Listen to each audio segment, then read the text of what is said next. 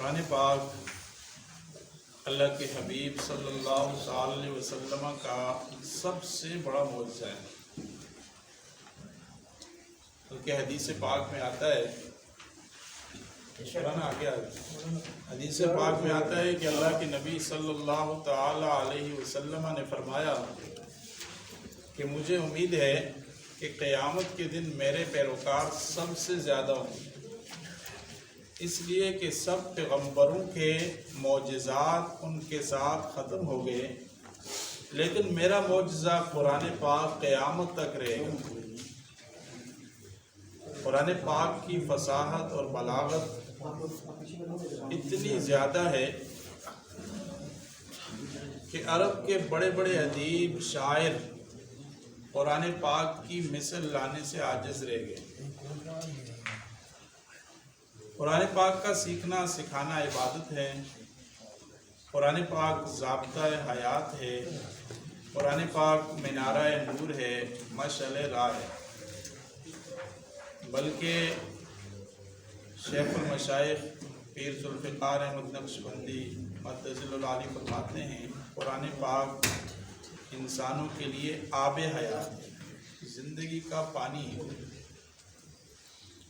قرآن پاک کا دیکھنا بھی ثواب ہے، پڑھنا بھی ثواب ہے، اٹھانا بھی ثواب ہے، چومنا بھی ثواب ہے، اور اس پر عمل کرنا نور اعلیٰ ہے۔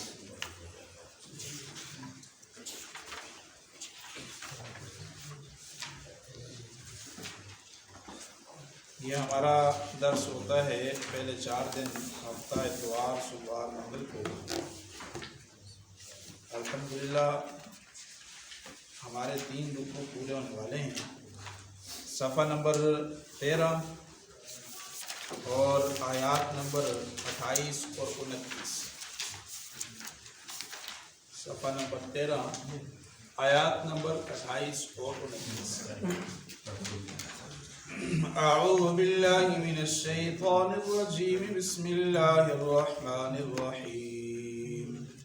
کیف تکفرون باللہ وکنتم امواتا فاحیاکم ثم یمیتکم ثم یحییکم ثم الیہ ترجعون۔ هو الذی خلق لکم ما فی الارض جمیعا ثم استوى إلى السماء فسواهن 7 سماوات وهو بكل شيء عليم۔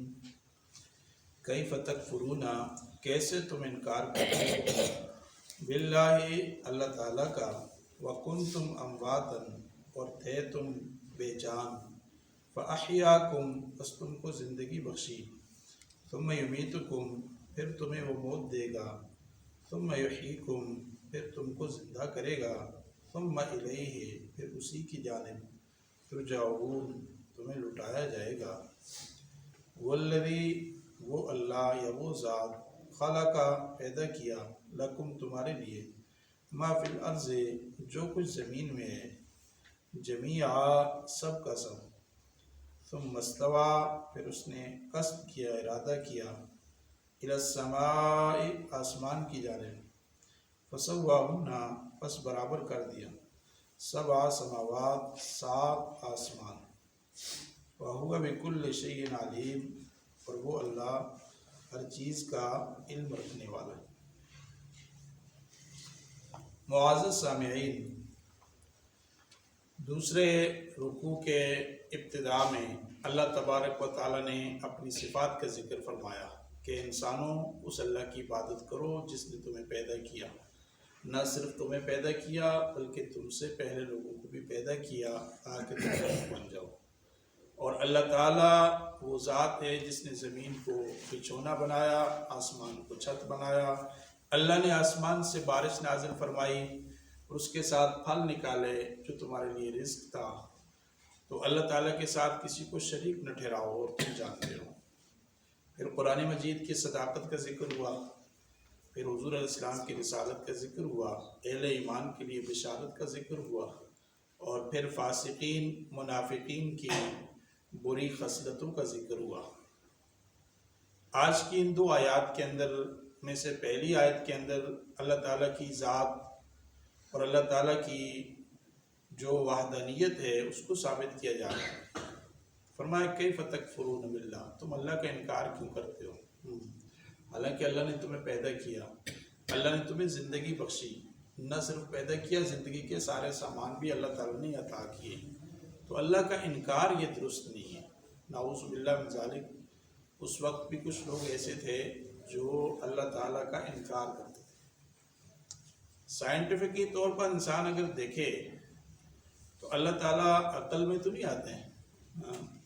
حضرت علی کرم اللہ وجہ کے بارے میں آتا ہے کہ وہ ایک دن صحرا میں جا کے بیٹھ گئے، صبح بیٹھے تو شام ہو گئی، اللہ کی ذات کے بارے میں سوچتے رہے۔ شام ہوئی تو کہا علی وہ خدا تو نہیں ہو سکتا جو تیری عقل میں آ جائے، دل میں تو آتا ہے سمجھ میں نہیں آتا، میں جان گیا بس تیری پہچان یہی ہے۔ تو اللہ تعالیٰ کی صفات پہ غور و فکر کیا جائے، اللہ تعالیٰ کی ذات پہ نہیں۔ امام غزالی نے بھی لکھا لا فکرت فی الرب، رب کی ذات میں غور و فکر نہیں کرنا، گمراہ ہو جائے گا۔ اسے نعوذ باللہ من ذالک فی زمانہ کچھ لوگ ملحد اور زندیق ہوئے، جدید لٹریچر پڑھ کر انہوں نے بھی اللہ کی ذات کا انکار کر دیا کہ نعوذ باللہ اللہ نہیں ہے، یہ دنیا بخت اور اتفاق کا نتیجہ ہے، خود سے ہی پیدا ہوتے ہیں، خود سے ہی مر جاتے ہیں، بس ایک سلسلہ چل رہا ہے، نعوذ باللہ من ذالک۔ تو اس وقت بھی کچھ لوگ ایسے تھے، تو اللہ تبارک و تعالیٰ نے فرمایا اللہ کا انکار کیوں کرتے ہو؟ اس کی دلیل اللہ نے دی، اس سے پہلے کوئی صفات ذکر ہو گئی، اور آج کی صفات کے حرمات کنتم امواتا، تم بے جان تھے، تمہارا وجود ہی نہیں تھا۔ جیسے سورہ دار میں آتا ہے نا حل اتی علی الانسان حین من الدہر لم یکن شیئا مذکورا، ایک زمانہ تو ایسا ذکر ہی نہیں تھا، نام و نشان ہی نہیں تھا، پھر اللہ نے پیدا کیا، پھر انسان کا نام رکھا گیا، پھر اس کو شہرت ملی، جوانی آئی، بڑھاپا ہوا، یہ سب کچھ کرنے دھرنے والی ذات تو اللہ کی ہے۔ تو اللہ تعالیٰ کی صفات کا ذکر کیا کہ تم بے جان تھے، فاحیاکم، پھر اللہ نے تم کو زندگی بخشی۔ تو یہ زندگی بھی اللہ تعالیٰ کی دی ہوئی ایک امانت ہے، اسی لیے خودکشی حرام ہے۔ خودکشی اس لیے حرام ہے کہ اس زندگی کے ہم مالک بھی نہیں ہیں، اس زندگی کا مالک بھی اللہ تعالیٰ ہے، اور اللہ تعالیٰ نے جتنی صلاحیتیں ہمیں دی ہیں، ذہانت دی ہے، عقل دی ہے، متانت دی ہے، سنجیدگی دی ہے، کسی کو اچھا بولنا دے دیا ہے، کسی کو اچھا خوبصورت قرآن پڑھنا آ گیا ہے، جتنی بھی نعمتیں اللہ نے دی ہیں یہ بھی اللہ کی دی ہوئی امانتیں ہیں۔ اگر آپ کو اللہ کی دی ہوئی امانت ہے اس کے خلاف استعمال کریں گے تو یہ اللہ کی نعمت کے اندر خیانت ہے۔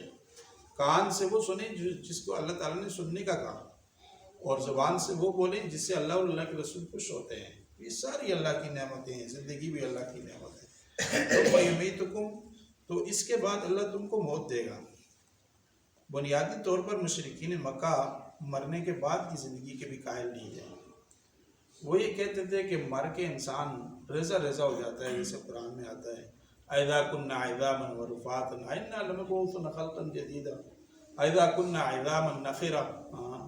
تو یہ ریزہ ریزہ ہو جائیں گے، ہڈیاں بوسیدہ ہو جائیں گے۔ پھر کہنے لگے وَآبَاؤُنَا الْأَوَّلُونَ، کیا ہمارے باپ دادا جو صدیوں سے مرے پڑے ہیں کیا وہ بھی زندہ ہوں گے؟ قُلْ نَعَمْ وَأَنْتُمْ دَاخِرُونَ۔ قرآن کہتے ہیں جی ہاں تم بھی اور تمہارے پچھلے بھی۔ تو وہ اس کا عقلی طور پہ انکار کرتے تھے، لیکن یہاں بات یہ سمجھنی ہے کہ ہمارا دین عقلی نہیں ہے، نقلی ہے، نقل کیا گیا۔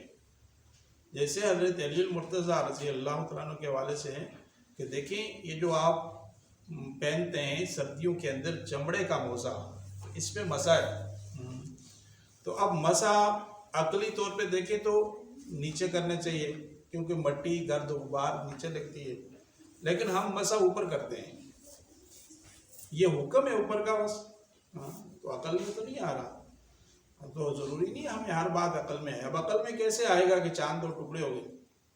عقل میں کیسے آئے گا دریا کے 12 راستے بن گئے؟ عقل میں کیسے آئے گا کہ چھری نے حضرت اسماعیل کو نہیں کاٹا؟ یہ تو عقل میں نہیں آتا۔ کرامت بھی عقل میں نہیں آتی، معجزہ بھی عقل میں نہیں آتا۔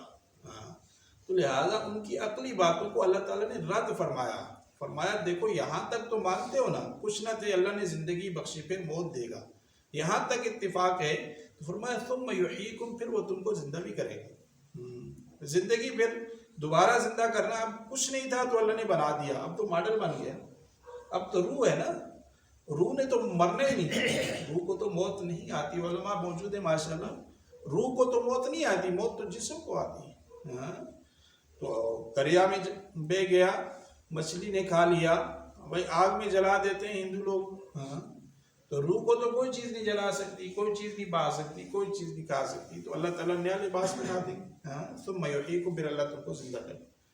اور یہ اتنا مضبوط عقیدہ ہے، سارے انبیاء کی محنت کا نچوڑ یہ ہے۔ علماء بیٹھے ہیں، قرآن کے 3 حصے یہ ہیں، عقیدہ آخرت۔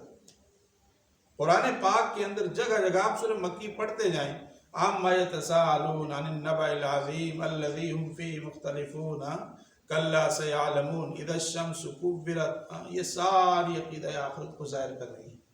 اور مکی زندگی میں اللہ تعالیٰ کی معرفت اور عقیدہ آخرت، ان دونوں پہ بہت محنت ہوئی۔